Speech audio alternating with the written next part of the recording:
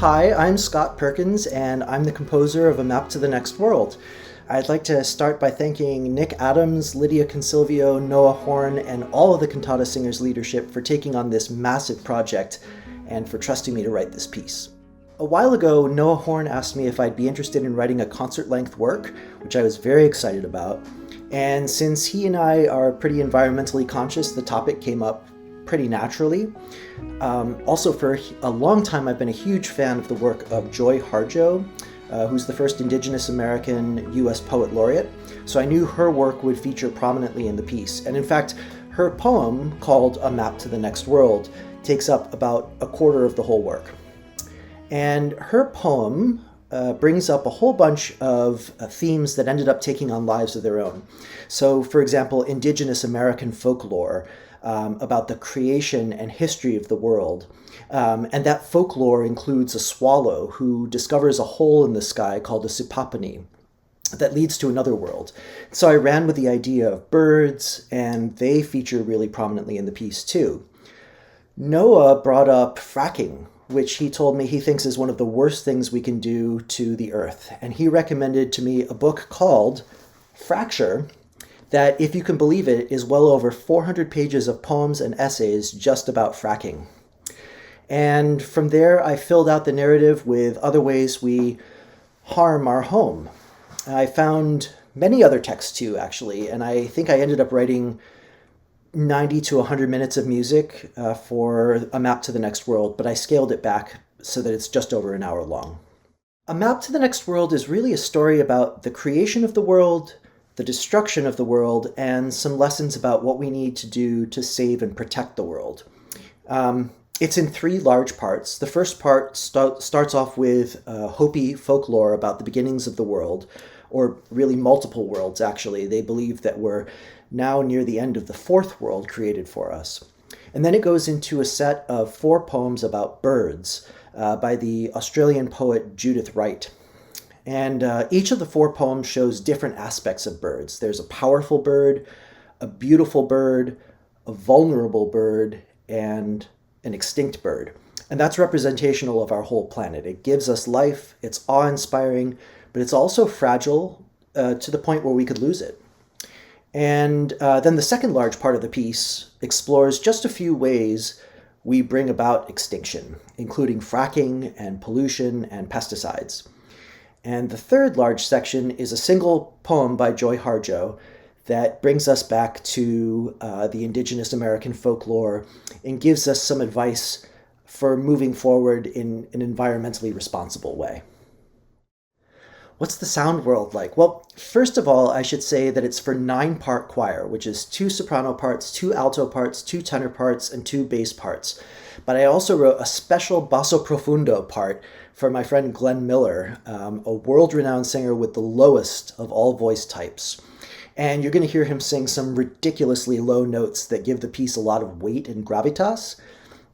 There's also an instrumental ensemble of 9 strings, 1 for each voice part, 2 first violins, 2 second violins, 2 violas, and 2 cellos, and 1 double bass, plus a percussionist who plays lots of different instruments, and a celesta, which, if you don't know it, it's like a piano, except instead of hitting strings, the hammers hit little bells. You hear that instrument at the beginning of Hedwig's theme from Harry Potter, and the Dance of the Sugar Plum Fairy from the Nutcracker.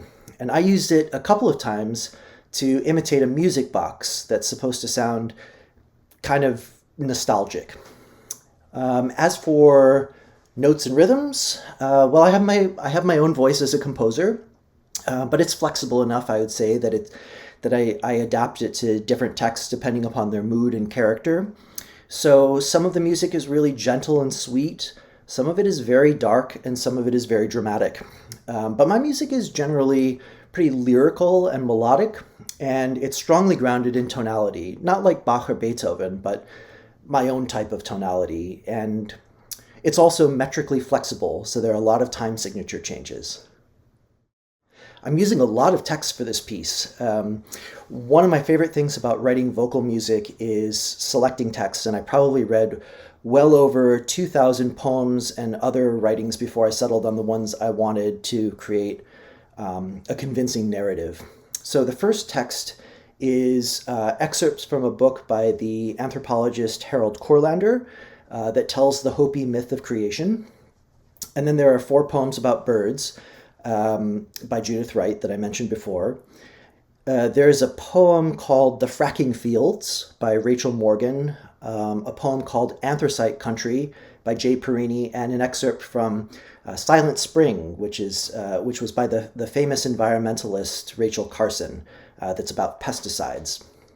And then there's a beautiful poem called When All by Tomiko Bayer that ties the whole piece together, everything we've heard so far.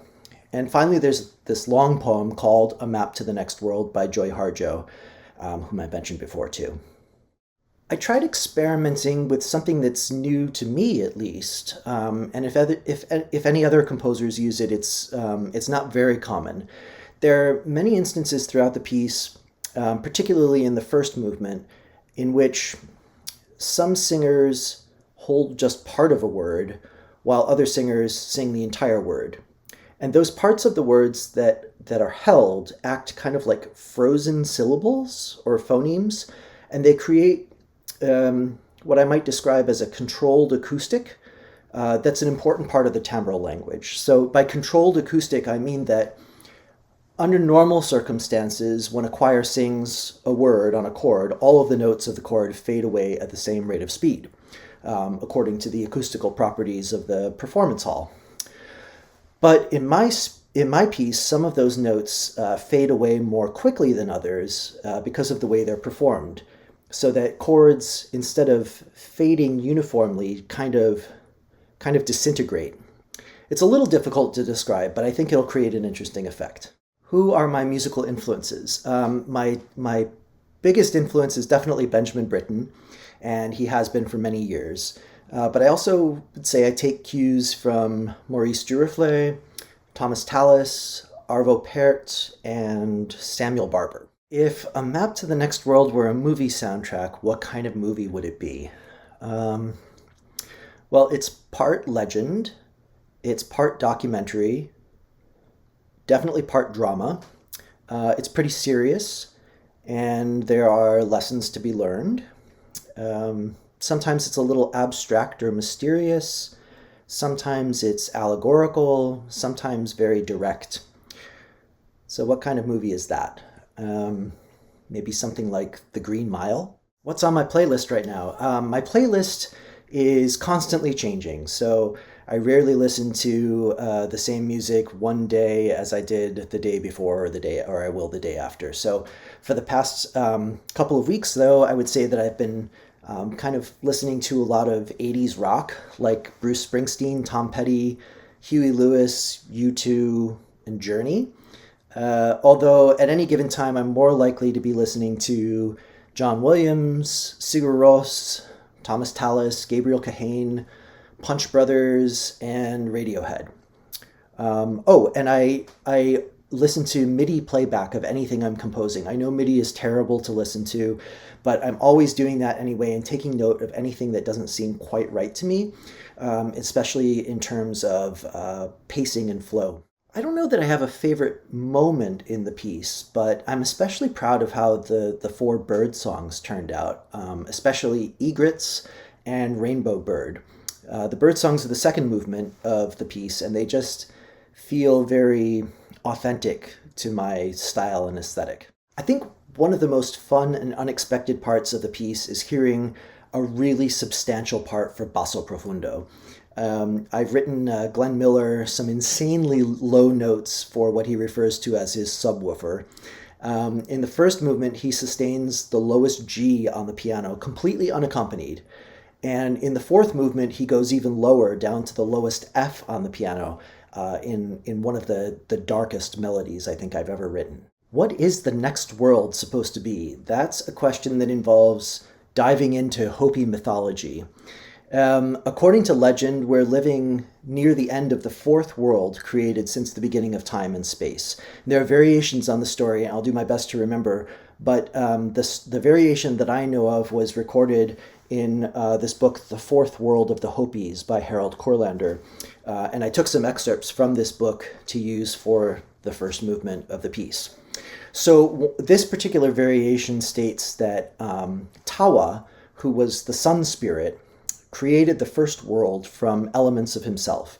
And that world basically contained these insect-like creatures that lived in underground caves. But those creatures didn't please Tawa, so Tawa created a second world and sent his messenger, Spider Grandmother, to bring the insects there. So the second world, in addition to those insects, had dogs and coyotes and bears, but they fought against each other, and that disappointed Tawa. So Tawa created a third world, and Spider Grandmother brought the insects and the animals there. The third world had people in it, but it was a hostile world that was inhabited by these evil sorcerers called Pawakas, who turned the people against each other. So the chief sent birds into the sky to investigate sounds that they had heard from the heavens, in a way. And a swallow discovered a sipapani, a hole in the sky that led to a fourth world called the upper world because it was above ground. And some believe that the Grand Canyon is the sipapani, the entrance to the fourth world. So the Hopi believe that's the world we're in right now, but that we're near its end because of our moral and spiritual corruption. In part because we haven't cared for the earth as we were instructed to, and in part because we haven't lived in peace and harmony with each other. And but the Hopi also believe that those who follow their ways by living simply and by respecting the earth will move on to a fifth world, and that's the next world that we're referring to in this piece. So Joy Harjo's poem, A Map to the Next World, provides some instructions for how we can live into those Hopi values so that we can pass into the fifth world. That's a very simplified version, though, and I think it's a fascinating story, well worth investigating more, because whether or not you believe it, and it's not just the Hopis, it's other tribes as well, but whether or not you believe it, it provides excellent lessons for how to live a good life.